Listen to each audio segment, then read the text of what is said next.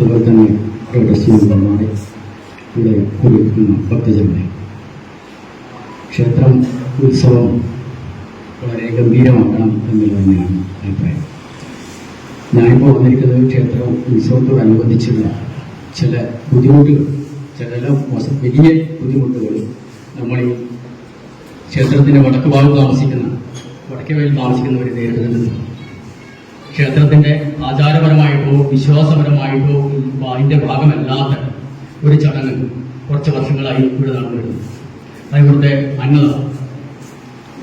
അത് വിശ്വാസപരമായിട്ടോ ഒന്നല്ല, എൻ്റെ ചെറുപ്പകാലത്തൊന്നും ഇങ്ങനെ ഒരു അന്നദാനം ഉണ്ടായി അറിയില്ല.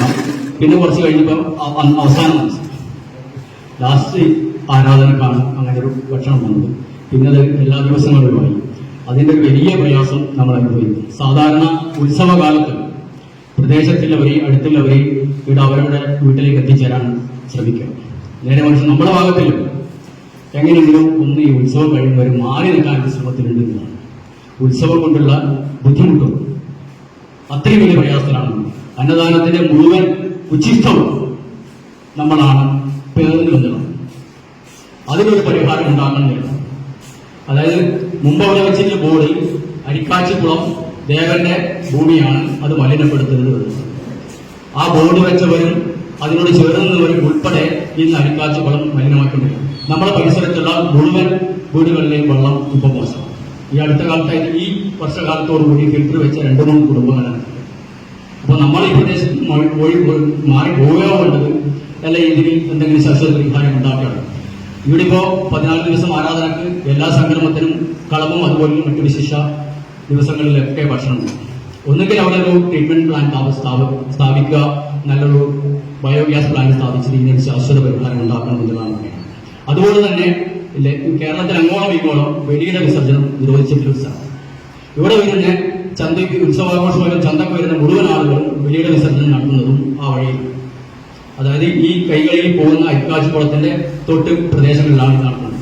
അതിനും ഒരു ശാശ്വത പരിഹാരം ദേവസ്വം ചെയ്യണം എന്നുള്ളതാണ് നമുക്ക് പറയാൻ.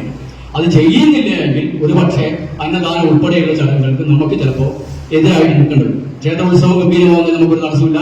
അന്നദാനത്തിന്റെ ഭാഗമായിട്ട് ഇവിടെ ഭക്തജനങ്ങൾ കൂടുതൽ വരുന്നതിലും നമുക്ക് അതിലൂടെ ക്ഷേത്രത്തിൽ വരുമാനം ഉണ്ടാവുന്നതിലും യാതൊരു എതിർപ്പുമില്ല. പക്ഷേ നമ്മളെ ജീവനെ ബാധിക്കുമ്പോൾ, നമ്മളെ സ്വത്തിനെ ബാധിക്കുമ്പോൾ നമുക്ക് പ്രതികരിക്കാതിരിക്കാൻ വേണ്ടി പറ്റില്ല. ഇതുവരെ അടുത്ത കാലത്തൊന്നും ഇങ്ങനെയൊക്കെ വന്നിട്ട് നമുക്കൊരു അഭിപ്രായം പറയേണ്ട ആവശ്യമുണ്ടായിട്ടില്ല. ഇപ്പൊ സമീപഭാവി നമ്മൾ ദുരിതം പെടുന്നതാണ്. അത് ഗൗരവമായിട്ട് കാണണം. ഇല്ലെങ്കിൽ ചിലപ്പോൾ നമുക്ക് ഒരു എൻബ്ലോക്ക് ആയിട്ട് ഒരു പ്രദേശത്തുള്ളവർക്ക് ഈ അന്നദാനത്തിനെതിരെ തിരിഞ്ഞു വരുന്നതാണ്. ഈ രണ്ട് കാര്യത്തിനും, വെടിയുടെ വിസർജനത്തിനും അതുപോലെ തന്നെ ഈ അരിക്കാച്ചിക്കുളത്തിൽ ഉണ്ടാകുന്ന മാലിന്യം, ഈ ക്ഷേത്രത്തിന്റെ ഉത്സവത്തിന്റെ അവസാന നാളുകളിൽ ഒരു ക്ഷേത്രത്തിന്റെ പരിസരത്ത് ഉണ്ടാകുന്ന ദുർഗന്ധമാണ് അവിടെ ഉണ്ടാവുന്നത്. നിങ്ങൾ പോയിട്ടുണ്ടാവുമല്ലോ പലരും, ഇതിലില്ലേ?